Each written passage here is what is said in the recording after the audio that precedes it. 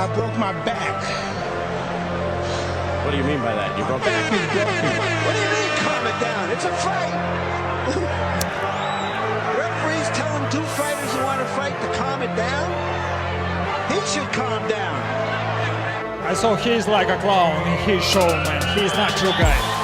Because Tyson Fury's back, and all you motherfuckers are under attack. Look, Eddie Hearn can say all what he likes. Who gives a shit what Eddie Hearn says? It's garbage. Are you off your tits? Have you been smoking something? Can you let me retire and be happy? Please, just please. Bombs away from the Bronx Bomber! Wanda! Let's go, baby! Let's go! I'm through. They put somebody else up and give me an interview. What are you talking about? What are you talking about? You never give me a fair shake. HBO needs to fire you. You don't know shit about boxing. You ain't shit. You're not shit. I wish I was 50 years younger and I'd kick your ass. I got drunk, man. Are you kidding? No, you won the fight. OMG, I am so excited. Any of you radio personalities think you want smoke? Call me Mr. Chimney. I want smoke. Yes. What is up? MCR family? Another daily edition of the show live on YouTube, obviously podcast form, iTunes, Spotify, radio, etc. Going to talk all things boxing today. I'm Matt, the Hipster Hunter, of course, joined as usual by the illustrious, the one and only Mr. Robbie Hearns. Rob, how you doing, man? Yeah, I'm good. Good to be back. You look, well, I didn't see what you looked like when you were sick, but you look all right. It was rough, man. I thought I was dying. Yeah, maybe but maybe not really, but this bug's not good. But yeah, glad to be back. A little bit of news. Obviously, we got big card sort of previews as well, and other news and notes. So yeah, let's get right into it. But hit that thumbs up, everybody. Share the show, all the usual good stuff. And before we jump into anything, of course, we do have to take at least a brief second or a brief minute to mention the tragic passing of Pernell Whitaker at the age of 55. I mean, one of the best defensive boxers of all time, period. You know, like full stop. Like there's really nothing you need to add to that. A guy that was probably robbed of at least one, if not two, significant wins that would absolutely have changed his legacy, being the Chavez fight and the Oscar De La Hoya fight.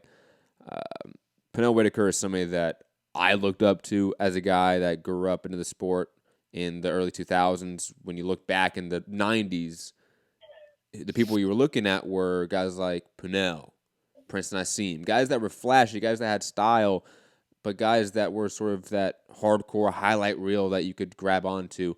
So Pernell Whitaker's passing is tough, I think, for the entire community, the entire industry, of course. Prayers to his family. Rest in peace to Pernell Whitaker. Just want to at least take this brief moment to mention that because he is a legend in all intents and purposes. Rob, any quick words about Pernell Whitaker? Yeah, I mean, I want to say, I've obviously seen Pernell fights and stuff, not like a whole, huge range of it, but I mean, there's clips out there right now. I mean, for me, what stood out is Oscar De La Hoya trying to land on in one of the rounds, and I think the bell goes, and Pernell sort of, as if like doing the shimmy. Yeah. Just like he got his groove on, man. It's just insane. De La Hoya's literally trying to take his head off, and just does not come close. And he's like the Matrix. He's just insane. Yeah, really, real sad, and horrible way to go for a champion.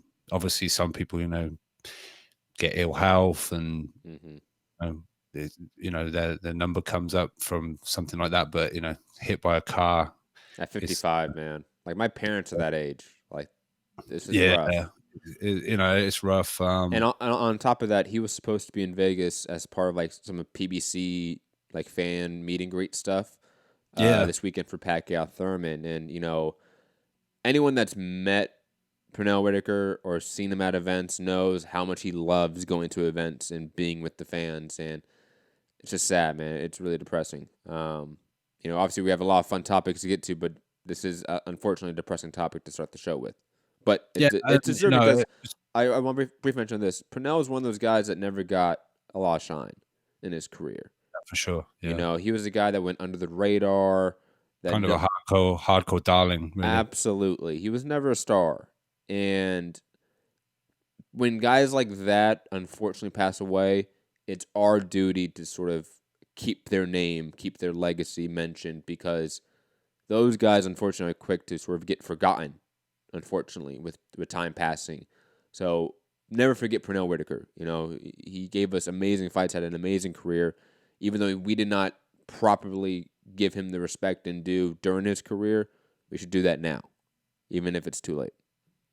Yeah, I mean the reaction from the boxing world and like all fighters, you know, everyone's come out. Social media has been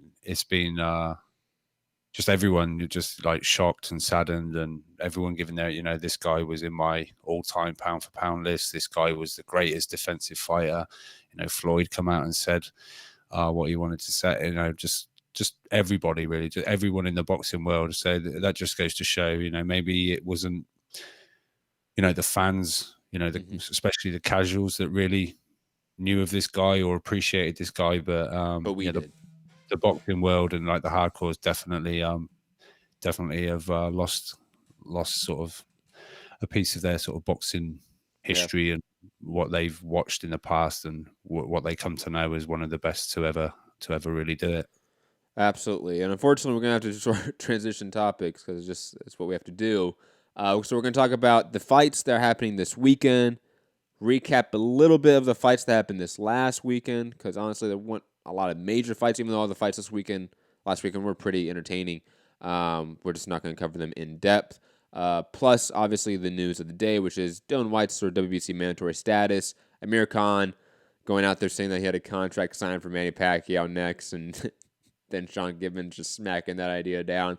Plus, tons of other fight announcements and news. Hit the like button, share the show, subscribe, call in 323-870-4051. Press 1 to get in the queue. Let's talk about Pacquiao versus Thurman happening this weekend. PBC pay-per-view, Fox pay-per-view. This is perhaps one of the better pay-per-view cards we've had in some time, probably since maybe Mayweather Canelo, which had Garcia Matisse as the co-main. That was an amazing doubleheader, right? This one doesn't have the strong doubleheader attachment, but it does have just the depth of the card, having a lot of names, a lot of relevant fighters within their divisions. But first, obviously, let's talk about the main event, Pacquiao versus Thurman. Pacquiao is in this stage where it's really hard to sort of judge and determine his fights in the top of the division because he's still looked fantastic. Like, he's in this weird stage where he's tweaked his game enough, slowed down the pace of his style, be a little more defensive-minded in his approach, that he's now just outboxing a bunch of these guys that are still relevant in a way. And on top of that, Thurman, 2-year layoff, the fight against Josito Lopez did not look great for him. You know, Gary's somewhere listening, going to mention that Thurman's always seems like he's not interested in the sport in some way. This is a hard matchup to determine and pick because Pacquiao's age countered with his seeming renaissance in his late age, and Thurman's youth, but combined with lack of real fire for the sport at this point. I'm hesitant to pick anyone. I can see Pacquiao outboxing Thurman, just sort of piecing him apart, but sort of controlling the pace, and Thurman missing.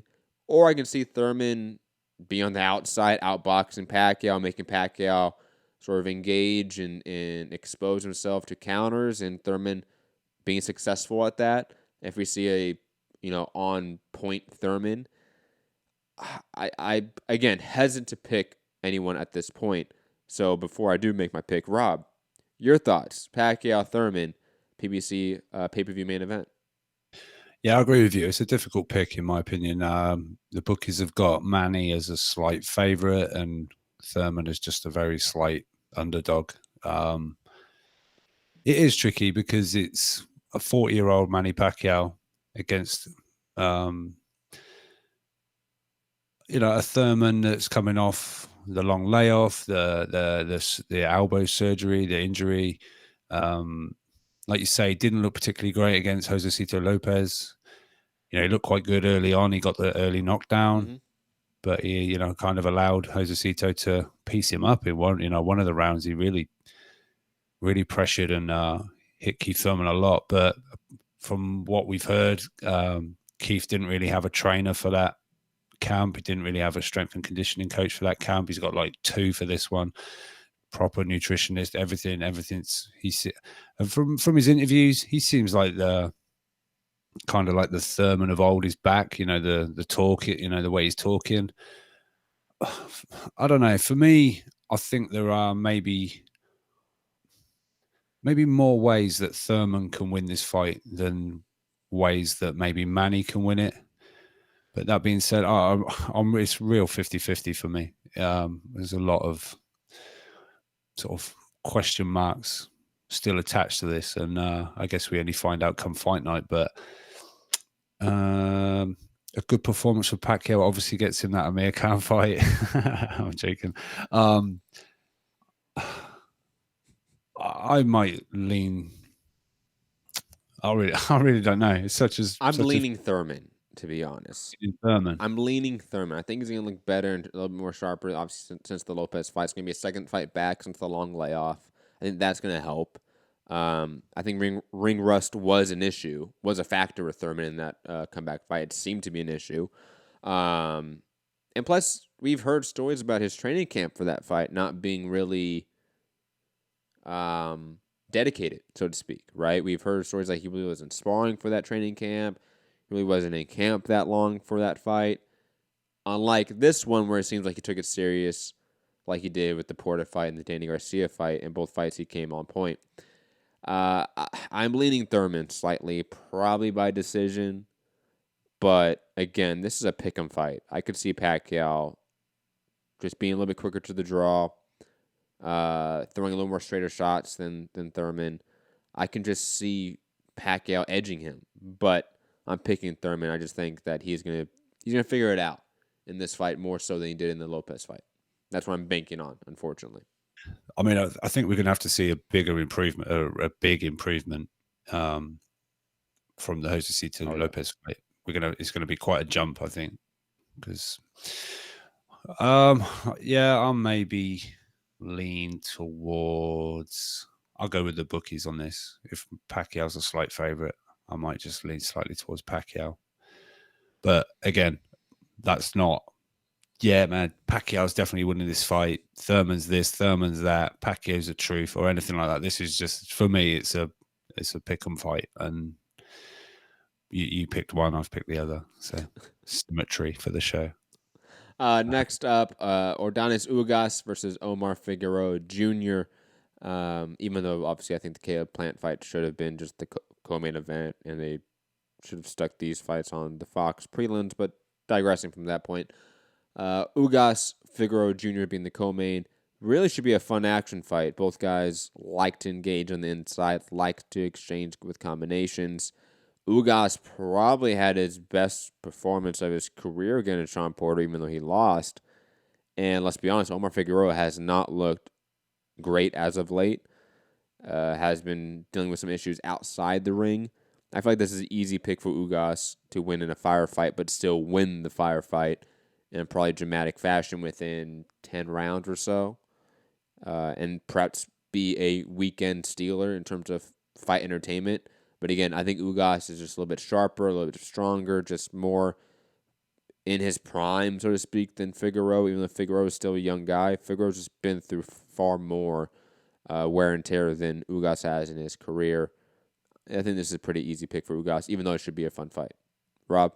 Yeah, it should be a fun fight, and yeah, I'm picking Ugas. I think he possibly beat Porter in a close not super controversial, but yeah, for me, I think he slightly shaded it against Porter. So yeah, I think he, despite it being a loss, I think Ugas is just on a upward kind of trend, and yeah, I expect him to come away with the victory. Next up, Luis Nery versus Juan Carlos Payano. Poor Juan Carlos Payano, man. Gets iced by Inoue. Has one comeback fight, so he's not going straight into this fight. Though I think that fight was off TV. I even forget who he beat. But But Luis Nery is one of the most devastating hitters and fighters in the low weight classes, period. Unfortunately, he has dealt with PED issues, weight issues, and such that have sort of kept him outside the conversation in sort of the recent year or so. But he is still one of those guys that on any given night, he could beat everyone. And on top of that, beat them up in the process. Payano, while a long-time perennial guy in the division, has been at the top for, 4+ years, 5+ years, it seems, even though he has a relatively short career. He's been at the top for most of it. That, I think, is an indictment sort of on maybe his wear and tear factor. And again, the Inoue knockout is just, it's too fresh in my mind for me to pick Payano against Luis Nery, who arguably is the second best guy in the division. Yeah, Nery by KO within 6. Nery is a little bit sloppy at times, so I think it's going to take him a little bit longer to get the knockout than Inoue, who's just technically a master. But again, Nery via KO, dramatic KO within 6 rounds. Rob? Yeah, I'd expect. I think it might be a tougher one. You know, I don't think Nery's going to make it look as easy as Inoue, but I think Inoue in some fashion is kind of just a freak of the division. So maybe expecting too much of Nery to. But did he get the knockout? I don't know. Payano had never been stopped or anything like that before. So he was expected to be durable for the Inoue fight, which proved to be. Lasted, 40-something seconds? It was bad. It was like the 1-2 from Hal. It was horrific. And that face that Payano made, man, he was in another dimension. It was like someone on Fortnite with full health and shield. The jab took the shield out and the right hand took the rest of the health down, and it was eliminated. It was game over. You've been watching a kid play Fortnite far too much, Rob. Yeah, I was just, I'm just being down with the kids there. Somewhat for the you're just being hip. You're just being hip. Yeah. Oh my god. Not to be deceiving. No. Yeah, but I expect Nery to get the win. But will it be as impressive as Inoue? I don't know. We'll see. But I expect him to get the win. Oh god, that's good. I don't know. I think the Lipinets John Molina fight's on the Fox portion of the telecast, so I'm gonna put that there. Caleb Plant versus Mike Lee. God, this should just be a dominant performance for Caleb Plant. Even though Mike Lee is undefeated, he's fought no one. He is irrelevant in the division. He's a guy with an undefeated record, and that's it. Doesn't have a real deep amateur pedigree to talk about. I'm going to talk about with F.A. Agabi's opponent. I think this should be an easy, dominant performance from Caleb Plant. Maybe even a TKO win for him in the later rounds. I know Plant's not a KO guy, but I'm not impressed by Mike Lee at all. This is clearly a first title defense showcase fight, right, Rob? I mean, he comes off the great career performance with Jose Uzcategui, and I think they give him a gimme fight for his first title defense on a big card. It makes sense why they did that. Unfortunately, it does not make sense his sort of placement on the card because, Rob, we know Vegas crowds. They're not going to be there till halfway through Ugas Figueroa Jr. And so Caleb Plant fighting that deep on the undercard is going to fight against an opponent with no one watching in the crowd. Makes no sense. Isn't it? I thought it was that fight was somewhere else, and that's leading into it. No. That's what they were thinking about, but then they decided to scrap that. It's the same venue, same place. It's just that part of the card's on Fox, and the rest of the card's on pay-per-view, obviously. Like the Mayweather-McGregor fight. Television wise, the co-main? No, because you would. So what? Caleb Plant's opening the card? No, Caleb Plant's like the headliner of the prelims. So you have a prelim section, which I think is FA, and then Sergey Lipinets, and then Caleb Plant. And I could be wrong exactly on the fight order. Like Lipinets could be on the pay-per-view portion, and then the pay-per-view would be Nery, Ugas, and then the Thurman Pacquiao fight. That is fucking weird. Yeah. Why isn't it the co-main? Bro, just don't. Hang on, let me look at the Fox Sports PBC poll. Caleb Plant. Oh no, I see why. He got 7% in the poll. If only other was on the card. Yo, that was only Callum the other Smith was on the card, he maybe would be co-main. But no, 1% better. He's a 1% better super middleweight boxer than Anthony Durrell. Oh my god! But yeah, Caleb Plant for me. I'll be honest. And quickly, they're obviously trying to imitate what they did with the Sean Porter Thomas Delorme fight for the Mayweather McGregor undercard. Remember that? The Fox, maybe because you're not in the U.S. They had the Fox prelims, right? And then, which is on main Fox, not FS1, so it gets like sort of prime time billing, right? And on basic free TV. Yeah. And the main event for the prelims for that was Porter Delorme originally, right? And then Porter had, I think, a family death. That's right. A family member died or something. Yeah, right? and then it became Ugas Delorme, right? But originally it was Sean Porter was going to be in the undercard of Mayweather McGregor, but not be a co-main. He was like the fourth fight down from the top, main eventing the Fox part of the card. So they had and then it was Showtime, wasn't it? Showtime pay-per-view. Ooh, was it Showtime? No. It was Showtime pay-per-view, but they had a Fox prelim portion, which is weird. Okay. Yeah. All right. Yeah. It wasn't CBS free. It was Fox. It definitely was Fox. I remember that. Oh, okay. And I think the reason why they did that and they're experimenting with that is because the UFC does something similar, to be honest. Like the UFC will have half of the card be on, let's say, ESPN nowadays, and they have a big name sort of as like the last fight of that telecast, and then you switch over to the pay-per-view on ESPN Plus, and that'll be the rest of the card, which is another 5 fights with the main event. So what time will Plant be on TV? 5 p.m. probably Pacific Standard Time, maybe 6 p.m. Pacific Standard Time, which would be then 8 or 9 p.m. Eastern Time. And then that would be 2 a.m. UK time. Yeah, fuck. So if you're out on the East Coast, you don't expect to see Thurman Pacquiao till like midnight onwards. Oh, of course. That's gonna be super late, right? Yeah, of course. That's how it is usually, though. Like main events don't start till like 9 p.m. usually on the West Coast, and that's midnight on the East Coast, and that's the usual. That's just, and that's also for like a lot of other sports too. Like all primetime sports sort of end or start around that time. Wow. Yeah, no, it'd be interesting to see what kind of numbers Caleb Plant does. 'Cause I don't know. That's seems a little early, especially since the FS1 card he did with Uzgatigi did gangbuster numbers. Surprisingly, yeah, they've been dropping almost every show. They're just coming down. I guess. No, I think that was just a blip, man. Honestly, for some reason that was a blip because every other card's been really lackluster in terms of viewership. Like the Jamal James one this weekend, we did like 300,000.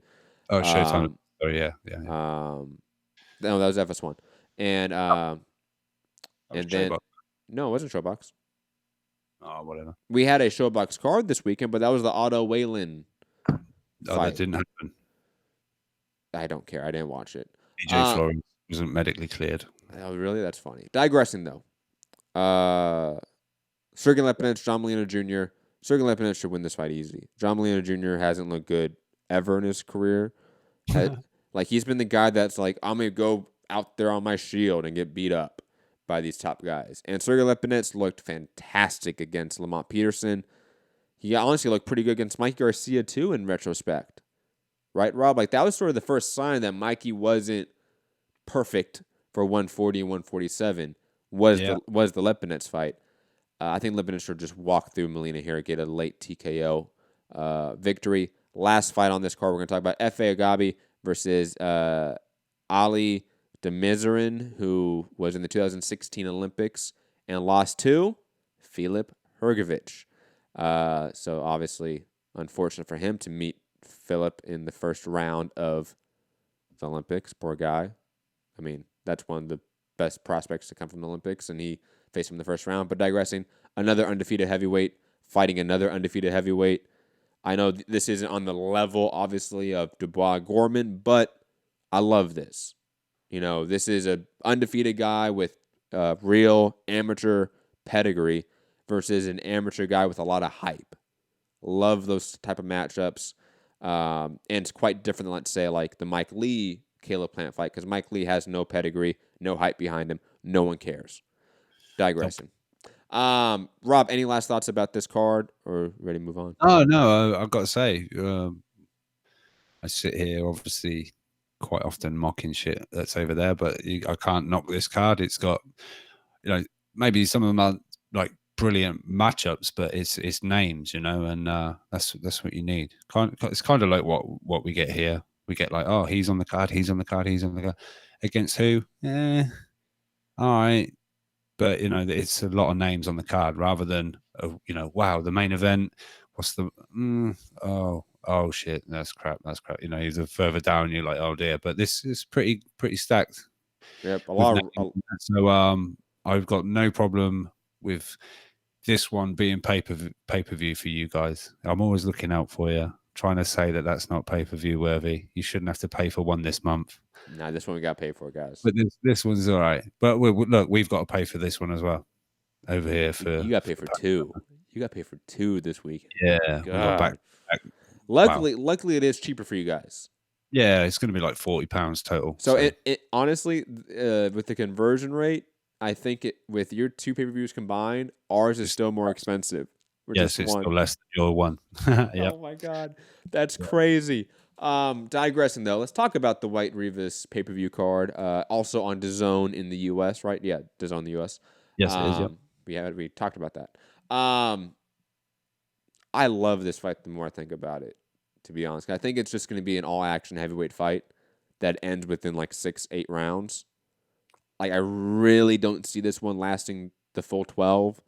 I don't see Rivas going the full distance or Whyte with the matchup it is. I think Rivas is a guy that's going to be in Whyte's face. And let's be honest, I don't think Whyte has the defensive ability that, let's say, Brian Jennings has to create angles, work on the back foot. Dylan Whyte's getting better at that. And obviously his jab has gotten, just fundamentally better over the last 4 fights or so. But I don't think his defensive ability on the back foot has dramatically improved to the point where he can outbox Rivas that way. So therefore, they are going to meet in the mid-range and on the inside and exchanging combinations, and that is intriguing. Rivas is a great compact combination puncher, has power, doesn't really have the greatest footwork. You can sort of get him chasing you, and maybe Whyte can do that in spurts and create some angles and land that left hook that he likes to land and stuff like that. But it's going to be a tough fight for Dylan Whyte the more I think about it, and that's why the more I like this fight, because Oscar Rivas is that sort of hardcore dark horse now of the division where he can give a lot of guys issues when you don't think about it. But I am still picking Whyte. I think Whyte's just a little bit too much in terms of class than Rivas. But then again, I could see Rivas getting on the inside and Whyte having a ton of issues with that, and maybe his shot just not being compact enough compared to Rivas and getting caught with shots. Because we do know Whyte can get caught, can get hurt. He can recover. He has shown that he has really decent recovery abilities, but we do know he can get hurt and can get dropped. And Rivas is the type of guy, he can drop you. So I love this fight. I can see both guys getting knocked down numerous times. But again, within 6 or 8, picking Whyte. Fun fight. Can't wait to see it. Yeah, I've got to go with Whyte. I can't. The guy is just so improved since the loss to AJ. I think he's just progressively, just fight by fight by fight, has just got better and better and better. And I think he's, I don't know, like a man on a mission. And I think, like you say, it's an intriguing fight. A lot of people maybe not know Rivas. But what we saw, Brian Jennings was beating him right up until nearly the end of the fight. And then he was stopped, I think Jennings was up on all 3 cards, or 2 of them at least. But he's up on my scorecard. Yeah, and Rivas, pulled it out of the bag. He's dangerous, a lot of, like you say, combination puncher. I can just see, because I felt Dillian Whyte, despite he was down on a couple of cards against Chisora in the rematch, he was patient. And he just walked Chisora onto that left hook. Kept sort of almost backing away, letting Chisora do his work. Almost not rope-a-dope or anything like that. I'm not giving him sort of Ali sort of level skills, but it was come and get your shots off. try and burn that tank out, and then I'll get you. And I can't look past Whyte, and obviously we'll talk about it shortly, but there's a little bit more attached to it now than just another victory possibly. So Dillian Whyte, I'll say 7th round, something like that, like you say, 6 and 8, something like that. The rest of the fights on the card: David Allen versus David Price. That should be a fun slugfest for as long as it lasts. I'm picking David Allen just because I don't trust David Price's chin to put or his tank or anything. So I think we're all in agreement there. David Allen should win via KO within 4 rounds, 5 rounds, 6 rounds. I don't know. This is, for me, I know a lot of people may be like, Dave Allen or Price having another chance at the on the big stage, but Allen just seems to be a transformed. His whole mindset, everything, like his dedication to now training. Matt, don't do that. You can No, just the word transformed was great, man. I'm sorry. Does he not think he is transformed? No, I think he's getting better. No, but have you seen a difference in his physique? Have you seen any of his? Yeah, but I wouldn't say he's again. I just thought the word transform was hyperbolic, and I loved it. I didn't say it was a bad word. I said I loved it. Rob, relax. You're just laughing, that's all. Because it's funny. When we talk Dave Allen, you're like, oh, Dave Allen. Because I know you're a big fan of Dave Allen, and a lot of people in the UK are big fans of Dave Allen.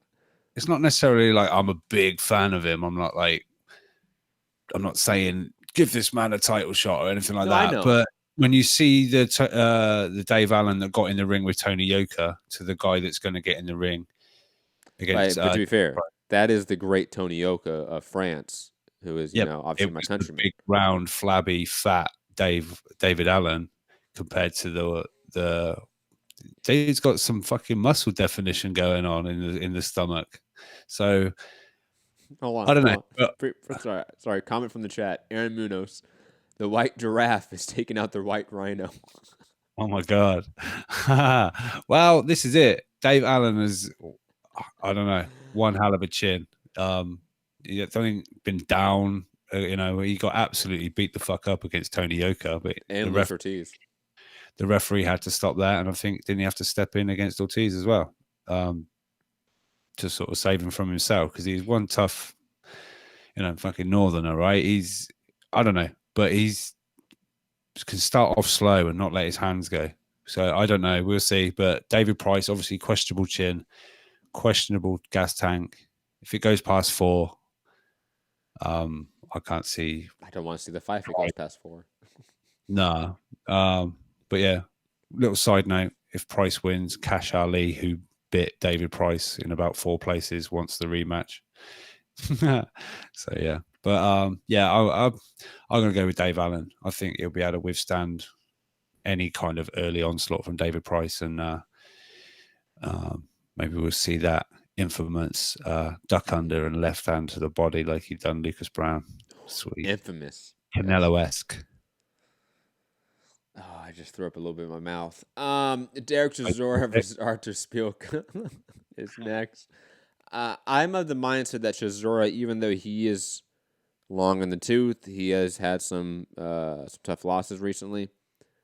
Artur Szpilka has probably had some even tougher losses, and on top of that, I think has never been as good as Derek Chisora. So I'm picking Chisora to win this fight and to set up the Joseph Parker fight. That's my mindset. No real in-depth take on it. Should be a fun fight for as long as it lasts. And on top of that, like, Chisora is known to have exciting fights go long rounds. Like the Carlos Takam fight went 8, 9, 10 rounds, and every round of that was absolutely entertaining and thrilling. I'm not saying this is going to be anywhere near that, but if it's 15%, 20% of that fight, it's a decent heavyweight scrap. I think it's hard with Chisora. He can be really flat and frustrating and really shit to watch, or he can just be, box office TV. The guy's if he's up for it, he's up for it. And it's a different Chisora. It's crazy. It's always which Chisora is going to turn up.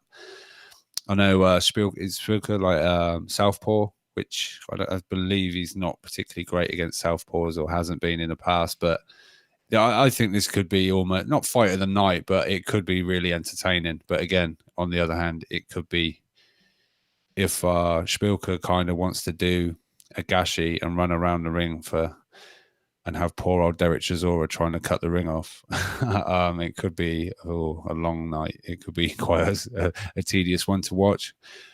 But Chisora, when someone wants to trade off, he's more than willing to get into a fight. So fingers crossed it's that way round. And I think Parker's possibly lined up for if it's Chisora, it will be maybe Parker next. So we'll see.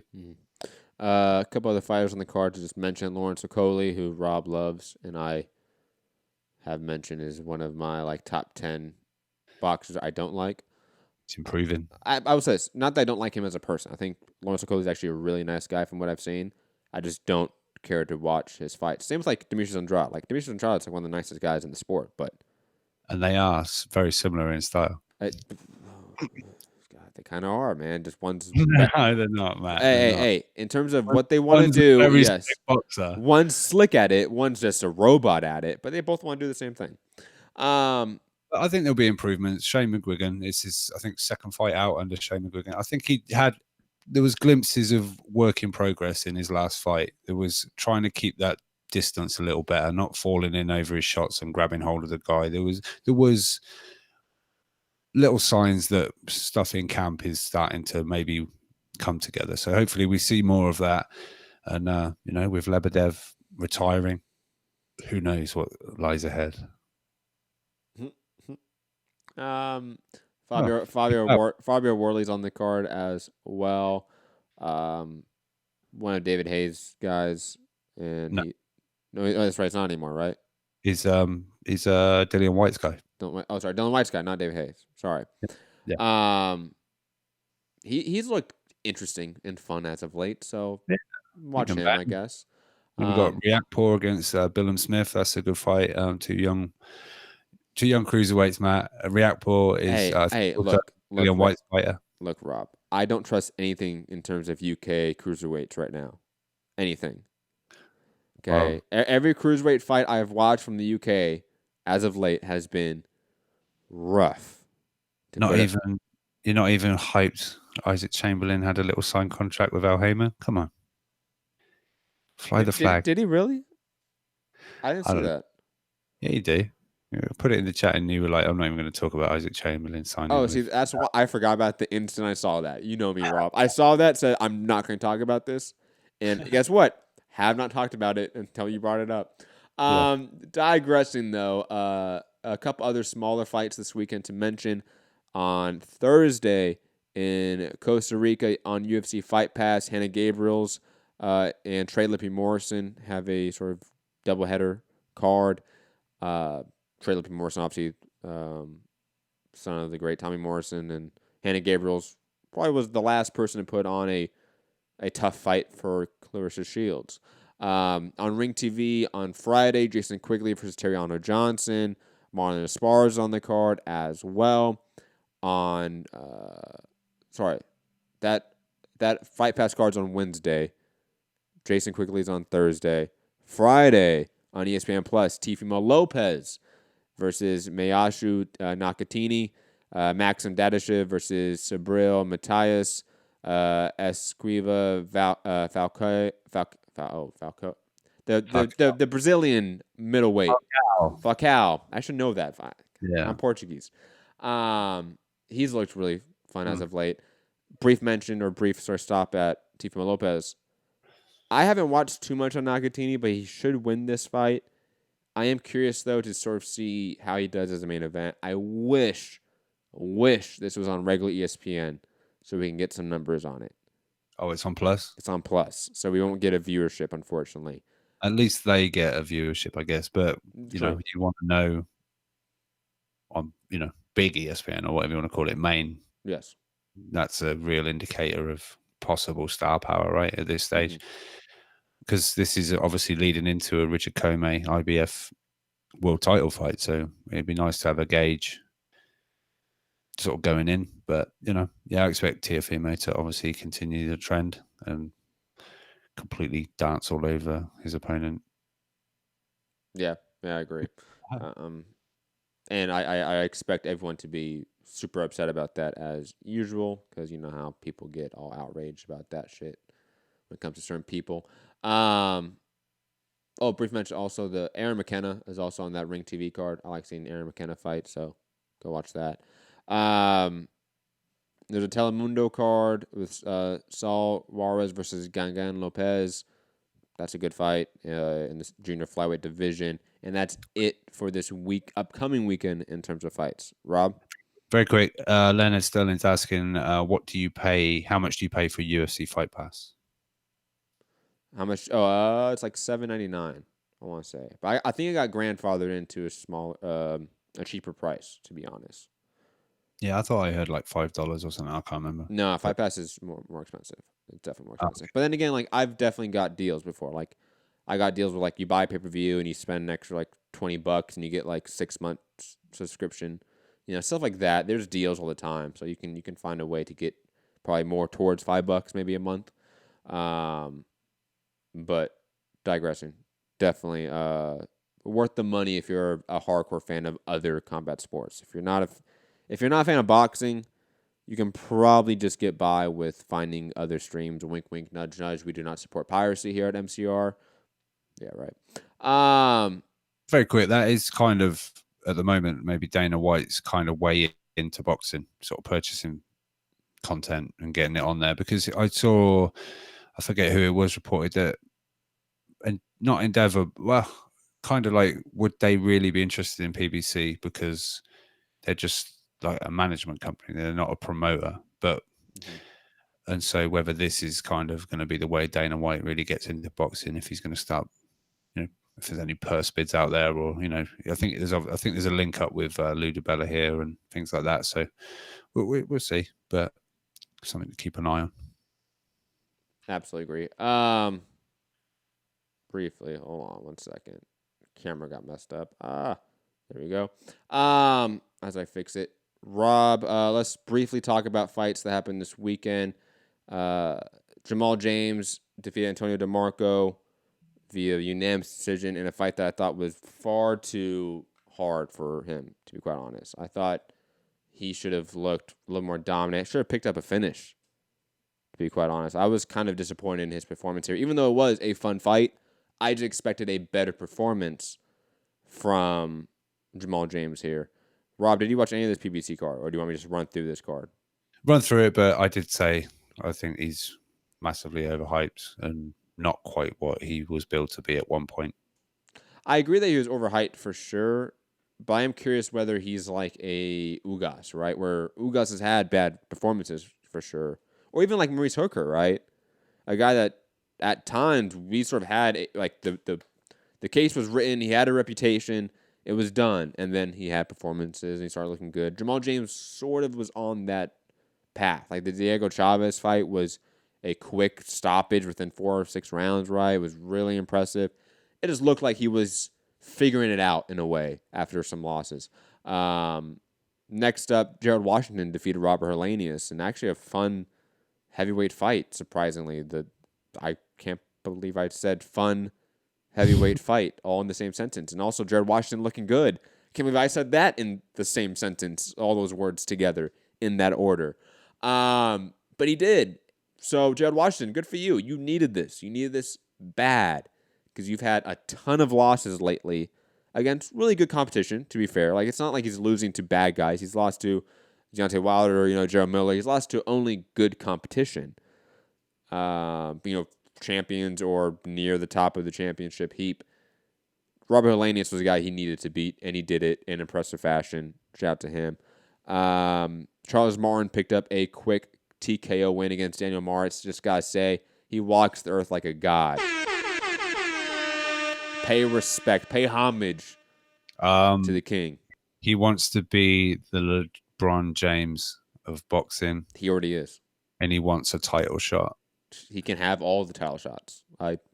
You guys know this. Come on. Oh my god. I'm kidding. The Gary Russell brothers picked up some wins. Brian Perella picked up a win as well. He needed one after facing a couple losses. Carlos Balderas picked up a win. That's about it for notable PBC names on that card. We pretty much talked about the Brant Murata card with Kenshiro, I think, on another show. So we won't talk about that one. Well, very quickly, if you want to, while we're on that subject, apparently Greg Cohen has told, I think it was Steve Kim, that there's actually a rematch clause in this fight as well, in Brant's side of the contract. So it will be a Murata trilogy. Hey, I understand it. Murata, this fight just pulled 11 million viewers live in Japan, guys, on Fuji TV. 11 million viewers. You know how what the headline? You know what the headlines would look like in the U.S. if we had 11 million viewers for a fight? Oh my God. Yeah. Imagine if PBC on Fox had 11 million viewers for a fight. No, I can't imagine it. Can you imagine how PBC Twitter would be for the next year? Well, if Charles Martin gets that title shot, hey, we're gonna get that 11 million for sure. Digressing. Godlike numbers. Godlike numbers. I don't mind a Murata Brant trilogy, to be honest. They have nothing else to do. You know what I mean? Like, what else are they gonna do that's relevant that's on their side of the stable, their side of the block? It's not. They're not gonna get a Canelo fight. They're not gonna get an Andrade fight. They're not gonna get Triple G. They're not gonna get Charlo. Those are the only 4 names I would care to see Murata with right now, other than Brant. We're not gonna get that. Okay, move on. Yeah, I know at one point it was talked Murata Triple G, that somewhere over that side of the world, but obviously now that was pre Triple G signing for the zone, right? So, yep. I mean, Bob and Eddie are working together on stuff. Maybe it could come off, but yeah, go and do it again. It's 1-1, it's one victory each. So let's, I guess, get a decider. But we saw Brant completely box Murata's head off, and Murata had to do something different, and he certainly did. And now looks like Rob Brant has got a lot to work on because he got absolutely pieced up. So, yeah, I've seen a lot of talk of Murata's done this a few times. He's gone and got a loss in America, come back to Japan and completely ice somebody, and just keeps building that stardom. But yeah, I don't know. Yeah, why not do the trilogy? Why not? We don't really need to talk about the Dubois Gorman fight. We did a live fight chat for that. If you want to hear our thoughts about that card, we did a live fight chat for that. I guess maybe the one person wants to hear us talk about Joyce, Brian Jennings, but the rest of the world wants to forget that fight. So I think we can just better off just forget that fight. Archie Sharp looked good. Brief mention of that. He looked good. He did play with his food a little bit too much. Kind of that Josh Kelly vibe we've been talking about lately. But you can see the talent there. So it's just about fine-tuning and sharpening that talent that is obviously there. When he let his hands go, he fucked the guy up a bit. I mean, tough competitor. I saw, I think I've seen him before, and he's someone to go rounds with. Gets brought in to get rounds with other guys. So he's tough. But yeah, Archie Sharp, when he lets his hands go, he's quite very fun to watch. But there was just periods of come on, do it again, because you're sort of toying with the guy now a little bit. But he was kind of there to hit when he wanted to do it. It's just I wanted him to do it more. Agreed. Next up, the DAZN card: Ray Vargas versus Tomiki Kameda. Really fun fight. I think we all knew it was going to be a fun fight, and it turned out to be a fun fight. It wasn't fight of the year contender or anything like that, but it was just a fun scrap. Ray Vargas looked good. Still does not look like he's going to be the guy to beat Daniel Roman, though, in my opinion. But he called him out. Good for Ray Vargas. Hey, you're on that side of the block with all these champions. Fight each other. Unify the division. Why not do it? In attendance as well. But I believe Daniel Roman is fighting on either August 24th or the September 13th. No, so I think it's the 24th against his Mando. I want to say it's the 24th. Well, there was 2. He's either on the Estrada Homecoming card or he's going to be on the Devin Haney card. I'm pretty sure they said it was the 24th. But digressing, he's definitely fighting his Mando next, and that's in the next couple months. They could honestly have the unification in December, November of this year, or January of next year, and that makes complete sense. Diego De La Hoya losing via KO against Ronnie Rios, and actually a really fun fight. But Diego De La Hoya, a guy that I've never been sold on, was just kind of beat up by Ronnie Rios. Good for Ronnie Rios there. A guy that has been sort of like Consejo, right? Like a guy that has the day job, that still boxes at a high level, but still has the day job. Kind of that blue-collar-esque vibe to it. So shout out to Ronnie Rios. Always can appreciate that. But that's about it for that card that I want to talk about. Let's move on to news of the day. And speaking or sort of stitching back to Dylan Whyte, Eddie Hearn has said that Dylan Whyte won't get title shot until after the Deontay Wilder-Tyson Fury rematch, with a specific date being the endpoint in which the fight needs to be made. Let's hear what Eddie has to say about this per, I'm assuming, IFL. Yep. That's a shocker. But we're in a position here where if Dillian Whyte beats Rivas, he gets the Wilder Fury winner. But you'll still box him in December. Yes. He's not going to wait till May. No, of course not. Yeah. Okay. Not ideal, but you'll take it, basically. Yes. I mean, not ideal because life isn't ideal. But if it wasn't Fury Wilder, we would have pushed harder. But the fight becomes so much bigger by just waiting those extra couple of months that I don't have an issue with. Have you got date clarity for Fury Wilder within this resolution? No, only other than what? So if that got pushed... No, it has to... The stop date is the May date for Whyte to fight for the world title. Okay. There's another clip you sent me, Rob. I feel like you're just sort of repeating the same stuff, to be honest. I don't feel like we need to play it. No, I think that had just them saying there'll be a joint announcement. Hopefully it'll be like before the press conference that this is the situation and outline the details. And I think it mentioned the WBC champion versus the WBC interim champion per splits are very nice as far as like Dillian or the interim champion would try. I kind of try to look it up, and the feeling is it's possibly 60-40 to 65-35 kind of range. But there was a whole weird legalese kind of what the fuck does that even mean sentence.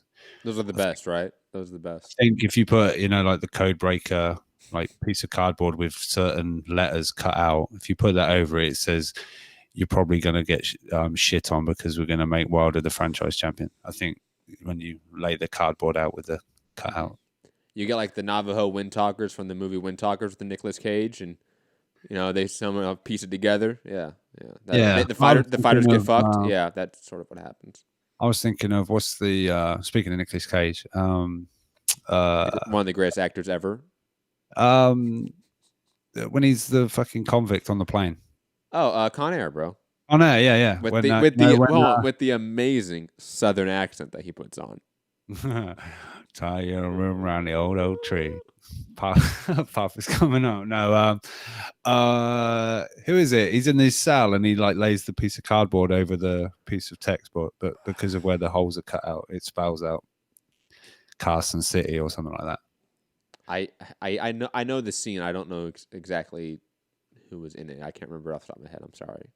He tells everybody to get out and then the bomb goes off and shit. But anyway, Dillian Whyte, mandatory, if he gets the victory over Rivas, he will be the mandatory challenger. He'll be the interim champion and he's got a fight. He actually said on a Matchroom boxing video on their YouTube channel, it's May 18th is the date. He kept saying a May date in Coogan's interview there, but he did actually tell Matchroom that it's May 18th. So this kind of seems like it is fucking odd because Wilder is apparently fighting November. And February. And then May. And late February, too, from Tyson Fury's statement. Yeah. So I'm not sure quite how it's going to play out, but if there's an order, obviously, the WBC, they're going to stick by their order or their wording, or I don't know. Or is the Ortiz fight going to happen? There's suggestions that this is being held off as far as Ortiz because they're going to wait and see what happens with Joshua Ruiz, whether that, but apparently they're contractually obliged with Ortiz. and they want to do the Fury fight. So I don't know, but if they don't make a Fury fight before, before May 18th, it looks like Dillian Whyte might have to. The Fury fight's made and signed, man. Come on. Oh, I'm sorry. Yeah, you forgot. Yeah. There's a date. There's probably a secret venue too, man. Like that fight's in the wraps. Like that fight's done. Let's be honest. Yeah, I think it's over here. Yeah, that's funny. I don't think, unfortunately, Dylan White's gonna get the date that he wants. Not because of them not giving him the fight. I do think we will get to a point after the Fury where Whyte does get the fight, but it's gonna be in June or July. I think just from a necessity standpoint, like the timing of it's off. So I feel like because Eddie sort of alludes like, hey, it has to be by this date that they fight.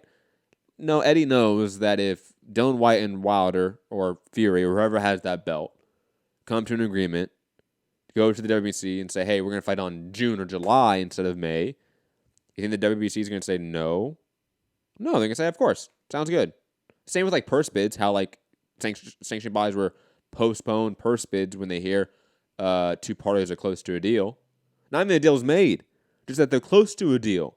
They will postpone purse bids. So, no, I think, unfortunately, that date is not a hard date for that fight having to be made or / happened by that date. Because that's what he's saying. It's not even that it has to get made by that date. The fight has to happen by that date. That's my only issue with the statement. Because the rest of it, I probably agree with that they've talked to the WBC. WBC has given them this date that's more of a soft date in order to sort of appease Eddie Hearn and Matchroom and Dylan Whyte. And I bet a Deontay Wilder post Ortiz and Fury has probably no issue fighting a Dylan Whyte. Like his slate's cleared up. I could see AJ Ruiz turning into a trilogy, to be quite honest. And you know what I mean? Like I could see the timing just being off for Wilder AJ talks to ramp up. Therefore, Wilder Whyte has to happen. I could absolutely see that. Yeah, I think regarding franchise champions, I think that is part of the wording that they're trying to put into this resolution with the WBC. Like, look, we're not interested in fighting for or claiming the old, what was the full title now / regular. We want to fight Deontay Wilder for the belt. So they're trying to put that in. Like, you go making fucking Wilder a franchise champion, all right? So maybe Wilder say, I'm not fighting Dillian Whyte. The WWE say, all right, you're stripped. You can fight for a vacant. All right, I'm fighting for the full vacant. Oh, by the way, Wilder's a fucking franchise champion. So who knows? But yeah, just interesting. Be positive, Rob. You've been like attacking me for being negative. Be positive, Rob. You know what? Maybe it's this. Jay Willis is bringing up a great point, saying, "Geez, Rob's on the Budweiser on a school day." Yeah, man. Maybe the alcohol has you all pessimistic, man.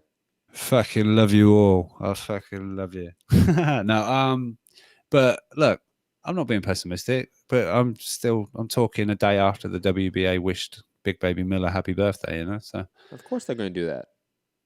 Guys, like, don't be shocked when after AJ is done with Ruiz, we get AJ Miller again. Like, don't be shocked. That's 100% going to happen. Let's have another go at this now, Big Baby, okay? But stop sticking shit in your arm. I was going to say something else, but digressing from that. Your ass. Hey, that's because you're on the sauce. Speaking of people on the sauce, Amir Khan out there, definitely on the sauce post Billy Dib, which happened this last weekend as well. What a card. I got to say, thank God I found a free stream on YouTube and watched just to hear the MC yell. Yelling baby shark throughout the entire card, and like he would be yelling in between, like not in between rounds. He'd be yelling during rounds, like "This is America!"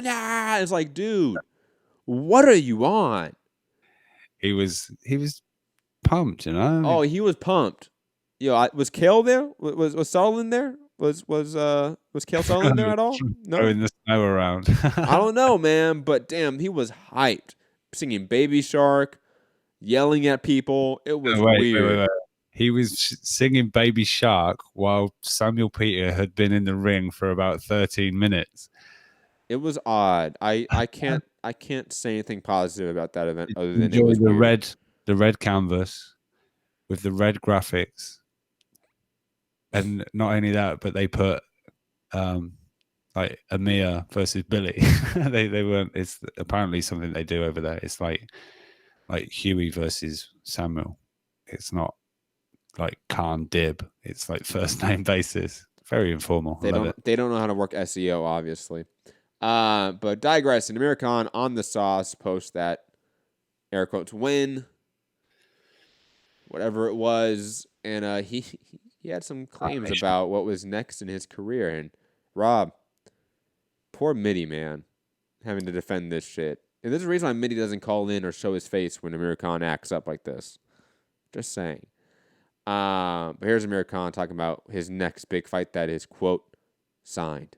I'm going to be very focused for this fight, and Manny is a great fighter. I hope he wins on the weekend, comes out well and comes out safe, and without any injuries. So yeah, look, it's a fight that we're looking at. I've been looking at for a long time. Manny's a great champion out there, so hopefully we can get that fight. And both parties have signed the fight off, but hopefully he comes out there in one piece on the weekend against Keith Thurman. I like how simultaneously he says, "I hope the fight gets made." Oh, the fight's signed. He then went on to be asked, shout out to Umar from IFL, but he asked him, if Pacquiao was to be injured, or is there a backup plan? He said, yeah, we're talking to other fighters, as a contingent, like a contingency plan. Like, so you're fighting one of these other guys you're talking to, right? Okay. Because did Umar say that? Because if he said that last part, that'd be great. Oh, no, he didn't. Oh, he didn't. Damn. This is why I'm going to be quite scary on Saturday. But scary or scared? No, well, who knows? Are you saying the hip way now of like scary as scared? Are they trying to be hip again? I don't know what you mean. What do you mean? Oh, like is that a thing? Yeah, that is a thing. What? Oh, you're scary. Like people definitely say that, and that means like you're scared. It's a relatively new thing that people are saying. I know, I'm definitely not down. Okay, I thought you were trying to be hip. Never mind. No, I was saying it could be scary if I sort of speak my mind. Don't speak your mind. That's the trick. Welcome to Access Journalism. Isn't it great? Yeah, here's some air horns for that. Yeah, Access Journalism. Fun shit. Rob, you're going to do great. You're going to do great this weekend, man. Don't worry about it. Don't worry about it. Digressing, though. Back to Amir Khan on the sauce. Sean Gibbons, who equally is on the sauce 24/7. So take that for what it is. Came out and told Dan Rayfield, and Dan Rayfield reported, Sean Gibbons, president of Manny Pacquiao Promotions, responded to Amir Khan's talk of a November fight with Manny Pacquiao being signed, telling ESPN on Tuesday, we read a tweet this morning that was put out by Amir Khan in regards to a November 8th fight he claims the senator and him have signed contracts for. It's possible Amir Khan has signed a contract. I don't speak for Amir Khan, but the senator has a fight scheduled on Saturday against Keith Thurman and has no fight signed past fighting Keith Thurman. He knows nothing about this supposed fight in Saudi Arabia. I am also unaware. It's never been discussed. So, first of all, can people stop calling him the senator? Oh, fucking does my head in. Oh, this isn't fine. If you're a political journalist, refer to him as Senator Pacquiao, whatever. But he's a boxer. It's Manny fucking Pacquiao. It's Pac-Man. To be fair, Sean Gibbons, his own promoter, was referring to that, so I can see why. It wasn't Dan Rayfield. All right, well, call him. I don't know, the groomed dictator in waiting or whatever. Something like that. You know what? I'm now remembering why we didn't get credentialed for Pacquiao Thurman. I now remember why, because we've been very outspoken about Pacquiao. Always. Yeah. Woke Rob, way to go, man. Way to go, man. Digressing, man. That Budweiser got you going. A placement there. I mean, what do you want to talk about this for Khan Pacquiao? I mean, Khan has been begging for a Mayweather or a Pacquiao fight for God as long as I've covered the sport. This has been a topic. Yeah, I mean, this is borderline as long as Kell Brooks wanted to fight Amir Khan, right? This is near like Paulie McGregor, like delusion to me. Not in the same like bombastic way that Paulie and Connor are, obviously, because Khan's not that way, but just the pure delusion that these people are in, that they think this is like people care about this. It's just odd that you say it's like I'll put it this way. And there's a date. You know what I mean? I'll put it this way. Khan thinks that people want to hear him talk about Pacquiao because he thinks people want that fight. Similar, Paulie talks about Conor McGregor because he thinks people want to see that tape. People want to see him fight Conor McGregor, right? Instead, what they don't realize is why those things do a lot of views is because we're laughing at them. You know, like we feel bad. It's like the bagel guy who now has a fight deal with some promotion, which is fucking crazy. But the bagel boss guy that went nuts, like he now thinks he's a celebrity. No, we're making fun of you. Like we feel bad for you. Like you're the butt of a joke. You don't get it, do you? Yeah, we think you're a dick. You know, it's kind of like. And Amir Khan and Paulie are like in that same boat for me. It's like you guys don't get that you're the butt of the jokes now. So I don't care to see Amir Khan fight at all, and I'm glad that this isn't real at all. Because the idea of Manny Pacquiao going from Keith Thurman to fighting Amir Khan is like vomit-inducing. Because like that's such a step backwards in 2019.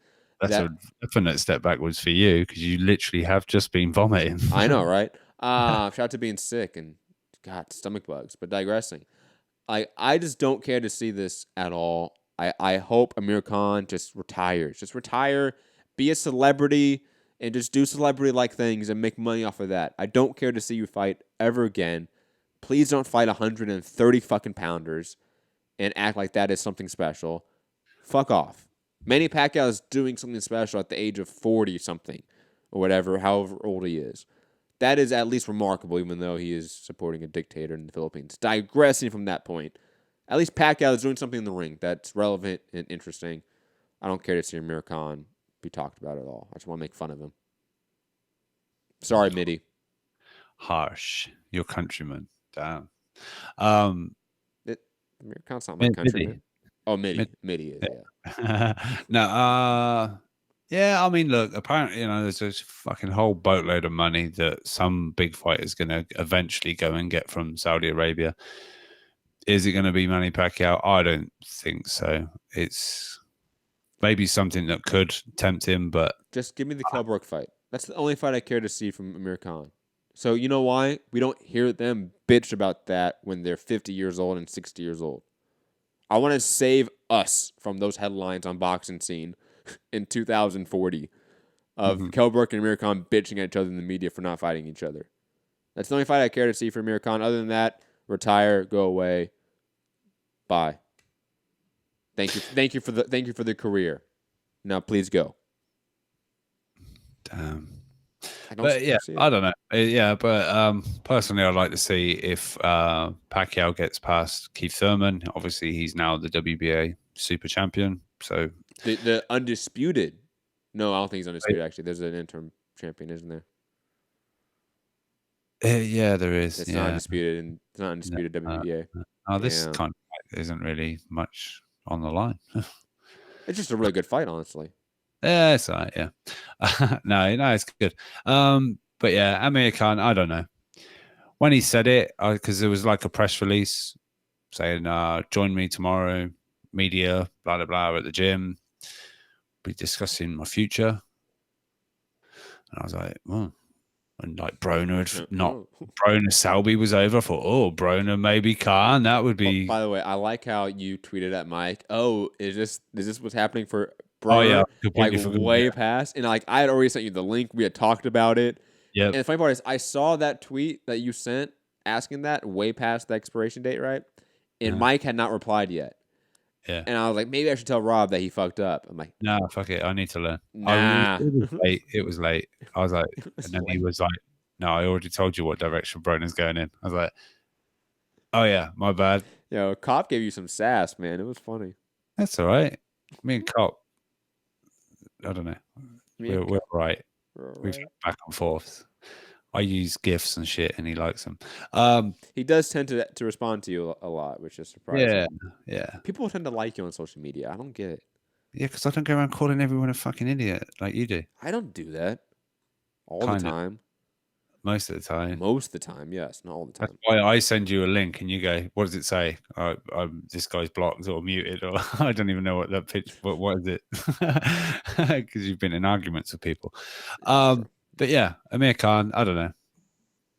Yeah, if he's gonna have another one, it's got to be like Brooke. It's got to be a Pacquiao or someone like that. It's got to be a big fight because otherwise, I'm not happy to watch Billy Dibbs and you just keep fighting against people that. The only way I want a Pacquiao Khan fight is if Pacquiao gets brutally knocked out against Thurman, and then it's a tune-up. That's what I would view it as. Oh, for like Khan Thurman? No. If shut up, man! Don't encourage Gary, okay? By the way, Gary is still not called in, man. Like, what's wrong with him? We should. I want to say I'm at the point of being worried, but I am. Like Gary's. We're a couple of weeks away from me. Couple of weeks. Oh my god! I'm joking. No, but that could be like one show. Let's be honest. No, not. Come on, stop. We haven't done that little of shows lately. You need to have some vitamins or something. Build up that immune system. You catch everything. Yeah. Yo, I just had back-to-back 2 sicknesses of just Ebola, man. That shit was awful. Speaking of shit that's not awful though, Vajdik, Better Beef is happening. Yes. And yes, that was a great segue, Rob. What non-awful shit.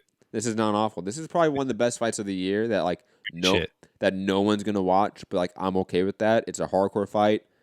I'm content with that, right? Like they could put zero marketing dollars into this fight, and I will not bitch about it. Because why? These guys are never gonna be casual like stars. Like that's never gonna be what they are.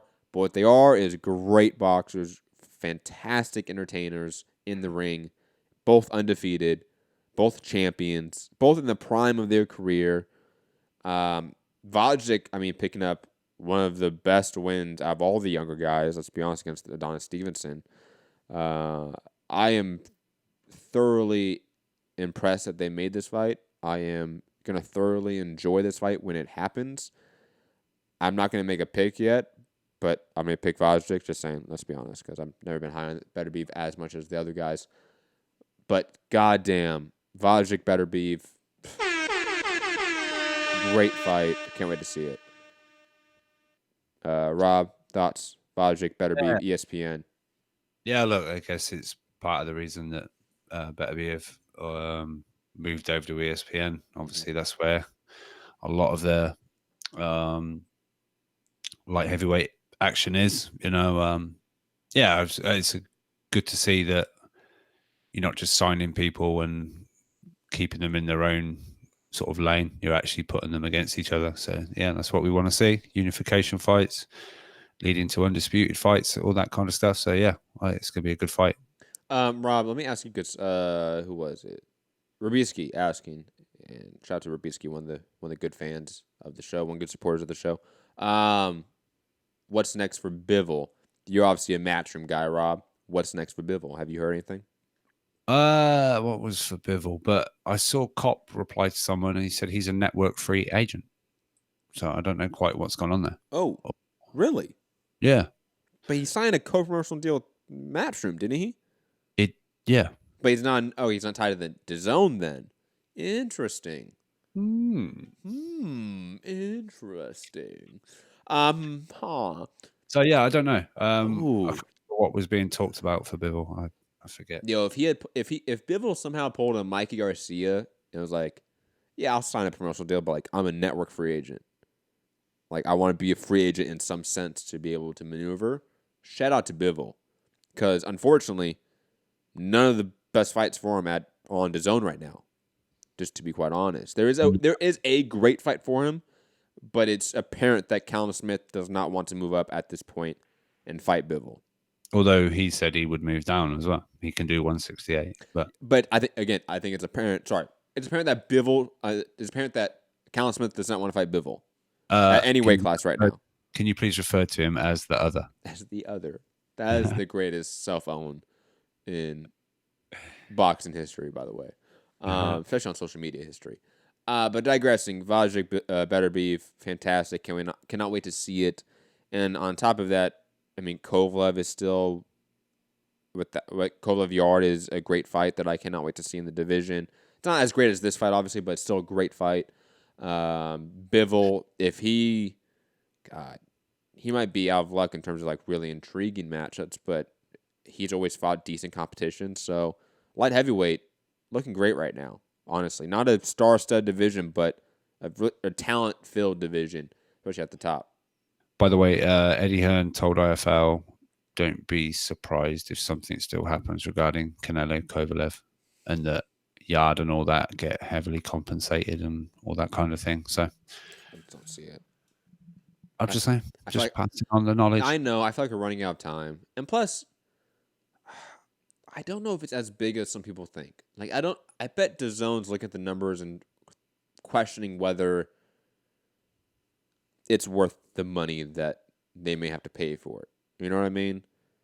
Yeah, like, but who is going to be worth it other than the triple? I'll put it this way. In theory, what do you think is going to be a cheaper fight for them as them being DAZN? Canelo Triple G or Canelo Kovalev at this point? It seems like Canelo Kovalev because of all the other people they have to pay to make happy. You know what I mean? If it was just Kovalev's money, if Kovalev was a free agent, had no fight lined up, no mandatory, probably would be Triple G as the more expensive fight. However, I don't know if that's the case right now with the context of who all needs to get paid, who needs step aside money, how much money they are asking, how much money that original mandatory fight was going to make already. I just could see DAZN going, hey, Kovalev doesn't produce the great numbers that's calling for this sort of pay. Meanwhile, Triple G Canelo proven to be monetarily speaking successful and a big event. You know what I mean? Like there's a track record with that. Just throwing that out there because I've seen other people sort of speak on that in boxing Twitter, and I just thought it was a good idea to bring up that I don't know if DAZN's going to be as hyped on a Canelo Kovalev fight as maybe some people in the fandom or media are right now. Yeah, I mean, Eddie suggested it's a big fight, but obviously if it's made, he's part of it because he was brought in. And last reportings we heard, he was. Rob, you're so petty. I love it. You should have thrown Oscar's name in there too, just to get a real. Yeah, after Oscar said this is nothing, this doesn't involve you. Yeah. But last reporting, I think Chris Mannix said they were like a couple of like $2 million apart, from this actually getting done. So I don't know. Maybe this is still going to happen. I know you don't want to, but I want to see it. I don't want it. I think the intrigue is there. All the. I don't know. His, Mexican Americans and Mexicans that are signed to DAZN want to see their guy daring to be great, going up 2 weight divisions to become a light heavyweight champ as well. I don't know. Look, it's a Canelo fight. Like it's going to do the base number that Canelo fights doing DAZN now, right? Which is like 400 to 600,000, right? It seems. I don't know if a Kovalev fight does the million in the U.S., for example, right? I don't know that. Triple G does. It's proven to do that. I still. On HBO. Do you think? What was that? Would it have done $1 million on HBO? It did over $1 million on HBO. No, Canelo Kovalev. Probably, but that's because the HBO machine. Like that's just a different equation at this point in time. But those 100%. Though I will add the caveat, maybe not, because we had like Canelo Cotto, right, not do $1 million. It did right under like 900 something thousand. Canelo Lara didn't do $1 million. Canelo Angulo didn't do $1 million. Like there's a bunch of Canelo pay-per-views that did not do $1 million. So it is possible that Canelo Kovalev is under $1 million, especially when Canelo Cotto is on paper a much bigger fight, right? But then we have Canelo Chavez Jr., which on paper isn't as big a fight as Canelo Cotto, yet that did over $1 million. So it's weird. Some fights break that mold of, what is a big pay-per-view. I don't know if Canelo Kovalev is that, just being honest, because Kovalev's pay-per-view track record isn't as good as Triple G's, even though Triple G's is tied to Canelo.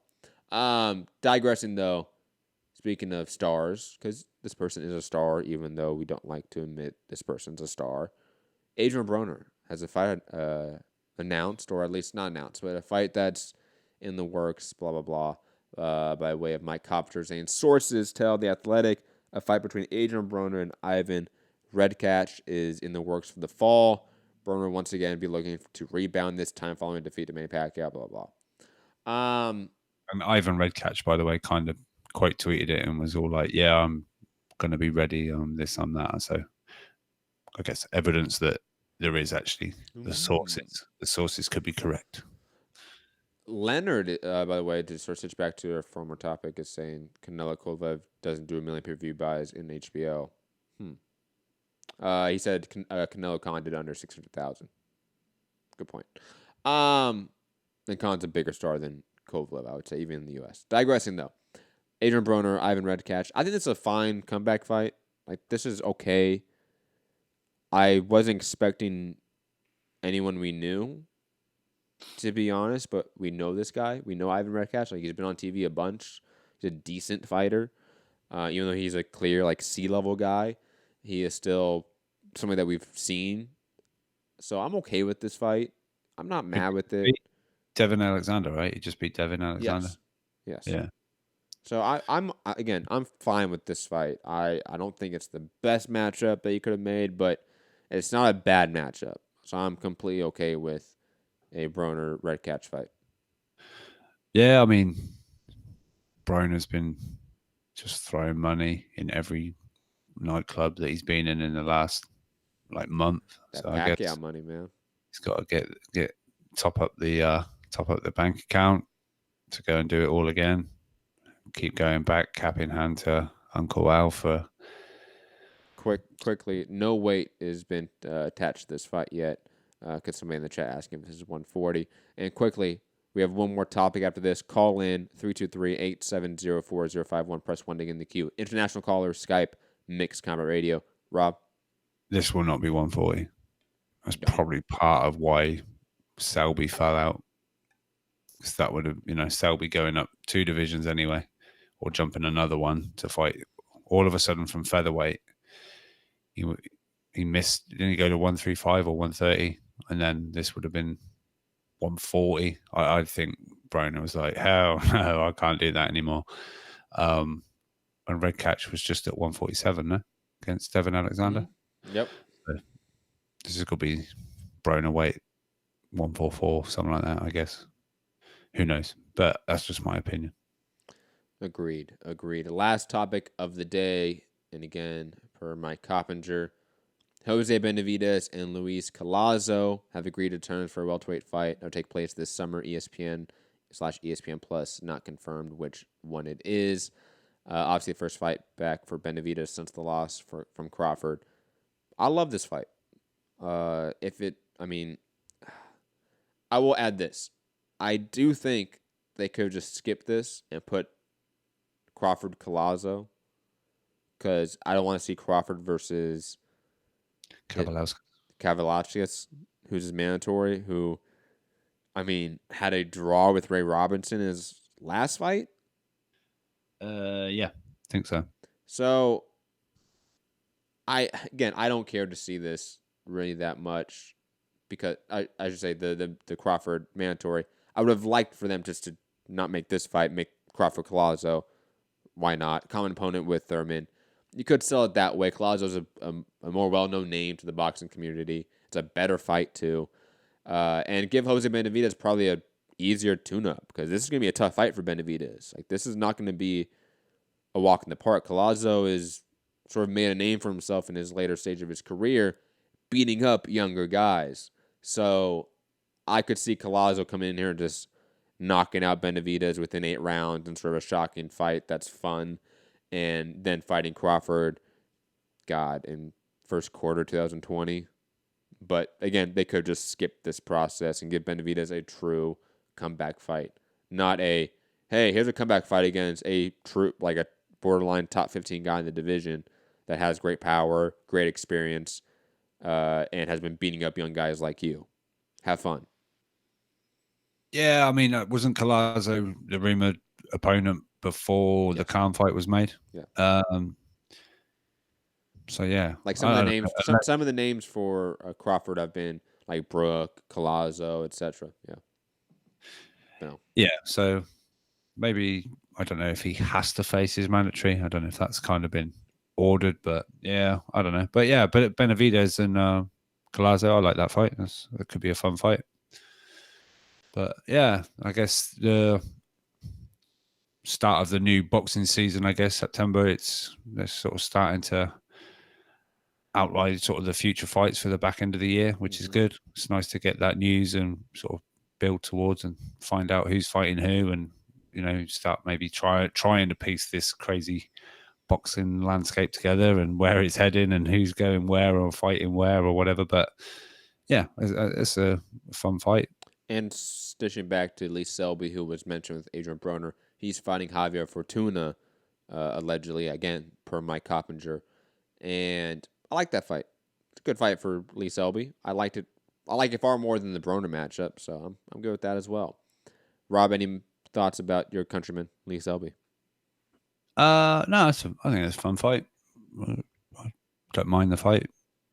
But yeah, as long as it's not somehow made into an ITV pay-per-view, I'll be... Selby Fortuna pay-per-view? Yes. Get hyped. £10. One pound. But yeah, no, stuff's happening. Apparently, we're going to hear Joshua Ruiz announcement this weekend. That's the latest weekend that we're being told it's happening. Sure. But allegedly 2 more venues, one in America, and 3 new venues came in with interesting offers. One was in America, believed to be Vegas, and one abroad somewhere, which Eddie didn't go into. I don't know whether that's fucking like Africa or Dubai or somewhere like that, or Dubai. Something.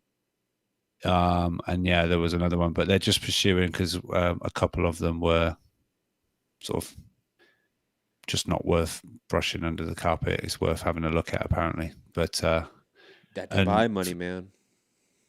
But for people that are like saying Andy's got more say in this than he hasn't. If he doesn't want to fight, fine. But there'll be obviously some lawsuit or whatever happening. But if he's going to stick to his contract, he'll fight wherever Joshua tells him to fight or tells him where it's going to be. So it's just, there's been a lot of back and forth on this lately. There really hasn't, though, I feel like. No, well, I have been with certain media members, yeah. Certain media members or certain like PBC boxing Twitter people? I think they're media. I'll show you in a bit. Name some names. Come on, let's talk. Let's make fun of them. Name. That's why I was kind of. No, let's name some names because that's bullshit. Like those people can't be that serious. Is it like Mark Ortega who works for like Fox Sports? No. Okay, good. Mark's usually good about that shit, so I was like, it can't be him. Where was it? Is it Kenneth? No. Okay. I'm past trolling Kenneth. I'm past trolling Kenneth. He bites so easy. It's so great. Kenneth, we love you, by the way. But we gotta say, PBC podcast, please improve the audio quality because I do like the show. Yeah, it's rough. Please improve the quality. Where was it? I love the show. I really do love the show. Find out if any callers are on the line or whatever. But we have Santiago. I'll go to Santiago first. I want you to call out some names, Rob, or at least send me the links and I'll call out the names for you. Okay. Trying to find it. Yeah, because I'll be honest, I have not seen any back and forth in the boxing fan base, media about that issue. I've seen Andy Ruiz like troll about it, and I've heard you talk about it a lot as like there's this discussion in the community about it, but I have not seen it at this point. But again, while you look for it, let's go to Santiago in LA. And again, bat signal for Gary. Gary, are you alive out there? Hope you're okay. Santiago, what's up? David Avila. Who's that? Okay, I'll look him up. Santiago, what's up? Boxing beat writer. What's up, guys? First and foremost, can you hear me? Nah, barely.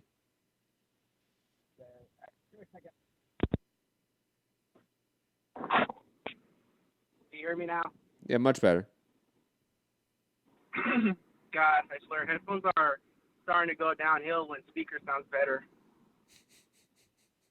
What's up, anyway, Santi? I think you guys today were a pseudo Gary call just due to the fact that I was able to go eat, park the car, eat my food, go back to the car, and leave the parking lot all before you guys finally got to me. So Gary, we love you and you're here in spirit.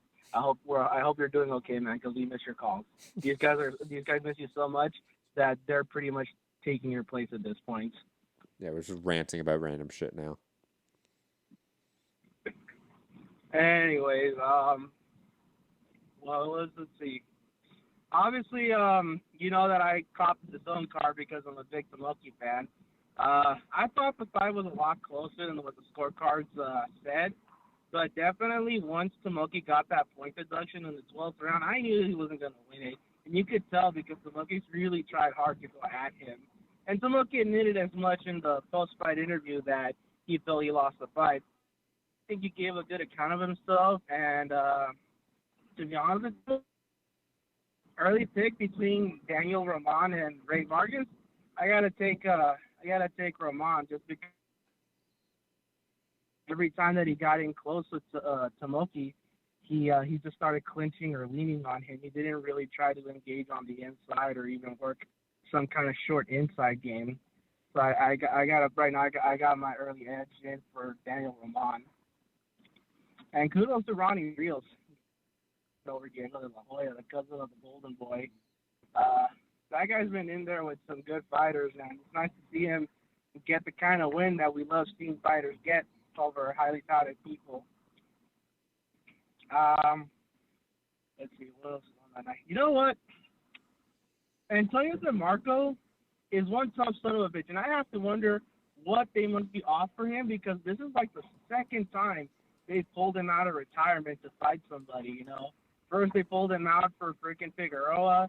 Now they pull him out for Jamal Shango James. And, you know, this is a guy that's been around since the days of Edwin Valero, man. Mm-hmm. And the fact that that Shango had to really fight and really try to get that win, it reminds me of what Info Joe said, but like this was a guy that, you know, we thought was going to be good. When he knocked out Diego Chavez, it was like, okay, he's finally like maybe at the beginning of hitting his streak. And then when the fight was announced, to me, I thought, okay, this should be a simple fight. This guy's been retired again. He shouldn't be that big of a deal. And again, Antonio DeMarco, one tough son of a bitch. I really don't know where Jamal goes at this point. He's got a lot of reviewing to do because at this point, I don't think he gives anybody a tough fight that's up there in the top 10. Your thoughts on that? Top 10. Let me go to Mixed Combat Radio's rankings here and look at the top 10 and see if Jamal James can give them issue. And by the way, quick side note, Rob, I completely know the person you're talking about, David Avila. I've been next to him a bunch of times in Media Row. I definitely know who he is. Tell him he's trash. Yeah, he's not the greatest person that been around. Digressing though, rankings were welterweight. Jamal James for us is at number 10, ahead of Omar Figueroa, ahead of Andre Brodo, Adrian Broner, Josito Lopez, and behind Lipinets, Ugas, Mikey Garcia, Danny Garcia. I think that's probably right because I don't see Figueroa beating Jamal James. Do you, Santiago? Nah, man. I mean, at this point, really, the only fight I think that Jamal could win, and that's just because of like the kind of fight that he's been putting on, is Broner. Because Broner is the kind of guy these days that doesn't really give a shit about whether or not he wins the fight. He's kind of already accepted the fact that he knows he's a draw, and he can give two shits about what to the bad points. Agreed. What else, Santi? Yeah, man. Shakur Stevenson looked good. Definitely impressed, and I definitely think that if they make the fight with Oscar Valdez, that's his fight to lose. I think right now he's definitely about to enter his prime, and he's definitely a guy that with the skill set and the right mindset, he could be a dominant force at 126, because after that, like, I don't think Gary Russell fights him. Josh Warrington, I don't think fights him. The last guy there that I think would put up a good fight just in terms of pure volume would be Leo Santa Cruz. What do you think? I probably agree with a lot of what you just said there. Yeah, I have nothing else to add. I think you said it probably perfectly. And that's it was a pretty fun weekend. We got to see a good heavyweight scrapping, Dubois, Gorman. We got to see some good action at 122 pounds. Overall, the cards themselves weren't exactly like noteworthy or anything like that, but they did produce some good fights, some unexpected results. So that's pretty much all I do have to add about that. Obviously, I'm hoping to catch Pacquiao Thurman in theaters just to save on that extra $50, because I don't want to pay that $75 for that shit. Fuck that. And then Friday, Showbox, ESPN. It's a weekend to just relax after a long day of driving. Kick up your feet, turn on the phone, turn on YouTube, and if you guys are doing anything, listen to Mixed Combat Radio. Other than that, that's my call. Everyone that's listening into the show, share, subscribe. Obviously, you guys already know that Matt's been dealing with back-to-back sickness. This guy's a tough son of a bitch. I've been in there with him in countless spars, and even when he has a fucked up ankle or a thrown shoulder, that guy never quits trying to work hard. So show him some love. Share the show and support the show. Patreon.com/Race Combat Radio. Thank you, Santi. Looks like a bad friend. That's a friend right there. Shout out to you, Santi. Oh, Santi's the best, man. Yeah, for real. Big Boys Boxing just added me on Skype. Let me know if you want to call in, obviously. Because otherwise we're going to head out of here pretty soon. Yogi, though, asking me in the chat, why is Mikey Garcia, because he wrote Mickey, threw me off, Mikey Garcia in our rankings at welterweight? Well, easy. He has wins over two current welterweights who are lower ranked than him, Adrian Broner and Sergey Lepinets. Maybe the win against Lepinets wasn't at 147 pounds, but Lepinets is now a 147-pounder, right, who has a decent win against Lamont Peterson. Yeah, I just think it's pretty obvious why Mikey's in the list overall. He's not number one because obviously he lost to Spence, but he's in the list somewhere. He is a welterweight now, it seems. Did Big Boys, Bad Boys boxing? No. But he's online. He's online on Skype. Should I just call him on Skype and? Ooh. Or is that intrusive? Because he did say, hi, can you add me for the future? Keep up the good work, fellas. For the future, yeah, leave him. He might be okay. Might be doing an Amir Khan impression or some shit. They'll go live. Damn. But yeah, it's a deep cut right there. Let's get out of here on that note. Let's talk about Amir Khan going solo, on Skype. Digressing. A lot of boxing coming up this weekend. A lot of fights overall. Tomorrow, Rob, let's try to do a boxing banter, even if it's just me and you. That's my plan. That's why we covered the fights today instead of tomorrow. I think Boo's off tomorrow, right? I think so as well. So if that's possible, we get all three of us on boxing banter. The bearded wonder on there. Yes. And for those that, because obviously championship rounds on Patreon was not today, that's going to be moved to Friday. And I'm thinking of actually moving it to Friday overall, period. Because Rob is always unavailable on Friday, and I don't want to usually work on Fridays. And a quick hour show with you guys on Patreon, because I love you guys on Patreon, I feel comfortable doing it on Friday because usually I won't take Friday off. Friday is my Saturday. usually, because like Saturdays, I don't have Saturday nights off ever. Rob, you know that it's impossible in this sport to have a Saturday night off nowadays. Unless it's a shit week for boxing. And even then, I still don't take the night off. I still suffer and put myself through watching shit fights. Yeah, I mean, you don't go live. I mean, yeah, I don't go live. Yeah, that's true. Yeah. But it's like you're off. Yeah, it's kind of, yeah. I'm still watching. It's not working, sitting down, watching. Talking to people online. That's working, but not working. Yogi asked me about Trending Now. Trending Now this Friday as well. Friday nights. That's how it's usually going to go. I don't know what we're going to talk about yet. Probably City on the Hill, because I need to catch up on that. I think Fu, because we're England winning the Cricket World Cup. Funny. Trending. Definitely talk about all of the controversial new casting, like Little Mermaid and James Bond now. Yes. Cannot wait to talk about that one. And again, is the female going to be called James? You know what? Somebody asked me that, and it was Pittsburgh Brew. I know he was tongue in cheek because he's of a different political sphere than we are. He threw out Jane or Jamie, and I was like, I think it's gonna be Jane because of a really, why? It needs to be one syllable because James is one syllable. James, it's not a 2-syllable name. So in terms of like the flow of a sentence and everything, you need a 1-syllable name. Yeah, but it needs a s on it, so it should be like Janice. No, Janice. No. Oh my God. Yeah. Please tell me. Please tell me other people got that reference other than Rob. Bond. Janice Bond. Something like that. Yeah.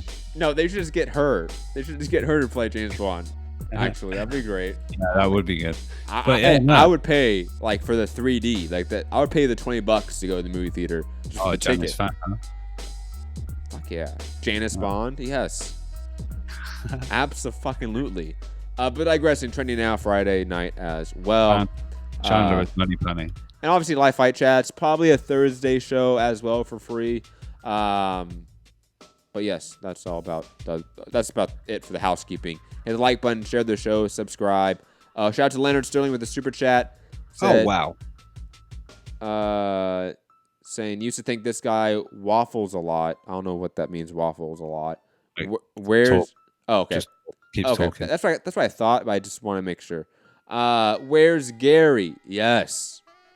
Gary is the hashtag. Gary's like the heart and soul of the show that we make fun of. Yeah. Because we love you, Gary, but please come back. No, he's more like the spleen of the show. That's so messed up. Well, I don't even know what does the spleen do. I don't know, but it doesn't sound appealing. I know they rupture. Yo, Rob, if I came to you like, hey, Rob, you are the spleen of MCR. You'd be like, what the fuck are you talking about, mate? Is the spleen a vital organ? I don't know. If it is, then that's all right. I took human physiology for a semester once, and I definitely didn't go to class that much for that one. So I'm not an expert in that field. Okay, Gary is the appendix. That's just offensive. No, it's not. We can take him out and we're alive. Yeah, we're here, aren't we, today? That's kind of true. It's if you've got it, it's fine, but then sometimes it acts up, causes you grief, and you have to cut it out. Otherwise, you die. Otherwise, you die. No, you don't want to fuck with a burst appendix or upset Gary. So, if he never calls in again, he never calls in again. You know how many times I've had side pain and freaked out that my appendix has burst? You're such a fucking hypochondriac. Yo, I have been terrified at times. I was one time at a movie theater and I swear to God I was dying. Nope, just had a shit. You just had some popcorn stuck in your tooth or something. No, why would a toothache? Never mind, Rob. My appendix. No, that's not. 911. Ambulance. Anyways, guys, have a good one. Find me, Matt Hunter, MCR, all platforms. Rob. UK Rob, MCR. Find me arguing lately with whoever wants that smoke. A new approach. gets bored of the crap. But share the show. Thank you, Leonard, for the super chat, all that good stuff. Patreon. Go check out the website. I don't know if Matt's updated anything on there since we started. I've updated the schedule. Oh, okay. And plus, I've been putting on like the videos. Like every time. Well, I mean, like the rankings, have they changed any? Or Some of them. No, obviously all of them. Okay, I haven't checked for a while. But it's not honestly. There haven't been that many changes in the rankings. Like there hasn't really been a need to. Like the only one that was major was Tito Costa. That was the major one because we had a guy that was outside our top 15 now be top 5 just because he beat a guy like Tito Costa. I think that's the only major change we've had in the rankings in the last couple months. All right. Well, thanks everybody for being in the chat as usual. But I'll catch you on the next one. Peace.